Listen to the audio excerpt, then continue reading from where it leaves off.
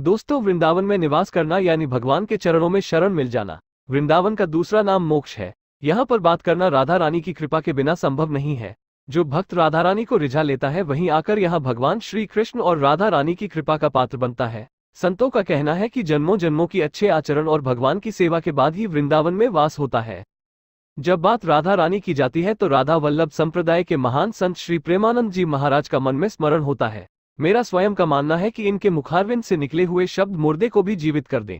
जो व्यक्ति के शब्दों को और कथा को जड़ से लगाकर सुनता है अवश्य ही राधा रानी श्री जी मिल जाते हैं। आज हम ही महाराज के बारे में कुछ आपके समक्ष बातें रखेंगे, आप अवश्य पढ़िए।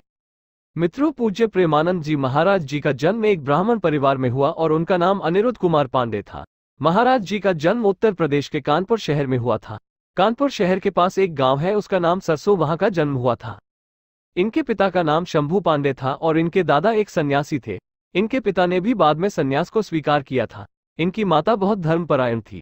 महाराज जी के माता पिता के हृदय में संतों के प्रति बहुत आदर सत्कार था। वो सदैव संतों की सेवा करने में रुचि रखते थे।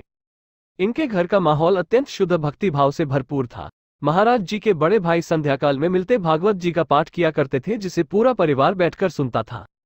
कहते हैं कि महाराज जी ने अपनी छोटी उम्र में ही बहुत ही चालीसा का पाठ करना आरंभ कर दिया था और 5वीं कक्षा में पहुंचते पहुंचते उन्होंने गीता प्रेस की सुख सागर का पढ़ना शुरू कर दिया था। महाराज जी बचपन से ही जीवन के उद्देश्य के ऊपर सवाल उठाते थे। वे कहते थे कि माता पिता का प्रेम स्थायी है या अस्थायी है, अगर स्थायी है तो इतना मोह क्यों। इसी तरह की कुछ विचार थे जो उनके मन में आते थे कि क्या स्कूल में पढ़ाई जाने वाली विद्या उनको उनके लक्ष्य की प्राप्ति करा सकती है, अगर नहीं करा सकती तो इसे पढ़ने का क्या फायदा। कहते हैं अपने मन में बहुत सवाल उठाने के बाद उन्होंने श्री राम जय जय राम और श्री कृष्ण गोविंद हरे मुरारी का जप करना शुरू कर दिया। 9वीं कक्षा तक पहुंचते पहुंचते उन्होंने यह फैसला कर लिया कि उनको आध्यात्मिक की तरफ का रास्ता चुनना है। ये बात उन्होंने अपने माता पिता के साथ भी की। इस बात के लिए तो वह स्वयं अपने परिवारजनों को छोड़ने के लिए भी तैयार थे। श्री हित प्रेमानंद गोविंद शरण जी महाराज ने अपना घर 13 साल की उम्र में छोड़ दिया था। उन्होंने सन्यासियों से अपनी दीक्षा ली और उनका नाम पूरा आनंद ब्रह्मचारी रखा गया। कुछ देर बाद प्रेमानंद महाराज जी ने सन्यास भी स्वीकार कर लिया। कहते हैं प्रेमानंद महाराज ने जो स्नेहा स्वीकार करे तब उनका नाम आनंद शव रखा गया। महाराज जी का अधिकांश जीवन गंगा नदी के तट पर ही बीता। वो सदैव गंगा जी के किनारे ही रहते थे, क्योंकि उन्होंने कोई भी आचरण का जीवन पद्धति को स्वीकार करना सही माना।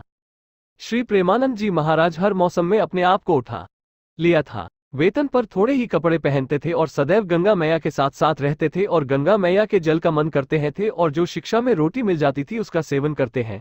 जितनी मर्जी ठंड पड़ती हो पर महाराज जी गंगा जी में 3 बार डुबकी अवश्य लगाते थे। महाराज जी बहुत दिनों तक भूखे प्यासे भी रहते थे और उपवास करते थे। जैसा खाने को पाने को मिलता था उसको स्वीकार कर लेते थे, लेकिन वो भगवान की भक्ति में लगे रहते थे। उनका स्मरण भगवान से नहीं छूटता था। कहते हैं संन्यास मार्ग में ही प्रेमानंद जी महाराज को भगवान सदाशिव के स्वयं दर्शन हुए हैं। महाराज स्वयं कहते हैं कि भगवान शिव की कृपा से ही वो वृंदावन की रास्ते पर आए थे। कहते हैं महाराज जी एक दिन बनारस में एक पेड़ के नीचे बैठकर ध्यान कर रहे थे, तभी उनको राधा कृष्ण की महिमा का आभास हुआ।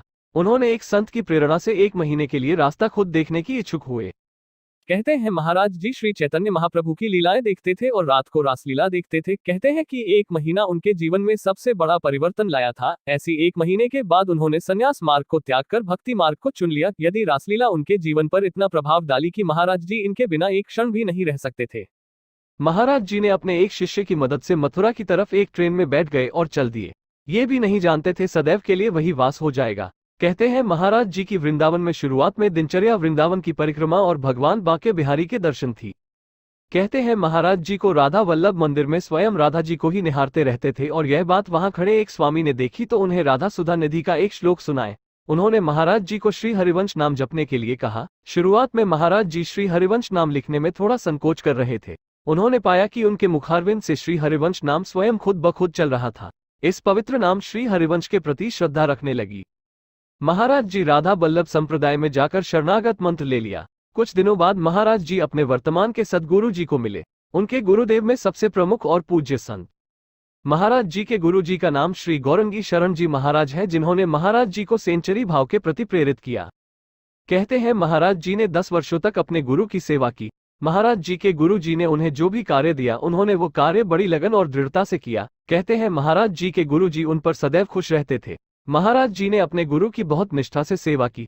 गुरु कृपा और वृंदावन की कृपा से उनमें से सेचरी भाव उत्पन्न हो गया। और श्री राधा रानी के चरणों के प्रति उनके हृदय में प्रति भक्ति अथवा श्रद्धा उत्पन्न हो गई। पापा जी, महाराज जी को जो मिल जाता है वह मैं उसको ग्रहण कर लेते हैं। उनकी स्वयं की कोई इच्छा नहीं है। महाराज जी अपने शिष्य अथवा वृंदावन वासियों से बहुत प्रेम करते हैं। महाराज जी के मुखारविंद से निकले हुए वचन अथवा कथा बड़े से बड़े पापी को भी धर्म की रास्ते पर प्रेरित करती है। इनकी वाणी में नाम महिमा विशेष जोर दिया जाता है। हम ऐसे महान संत के श्री चरणों में बारंबार प्रणाम करते हैं और यह भी आशा करते हैं कि इन महान संतों की कृपा प्रत्येक नागरिक पर सदैव बरसती रहे।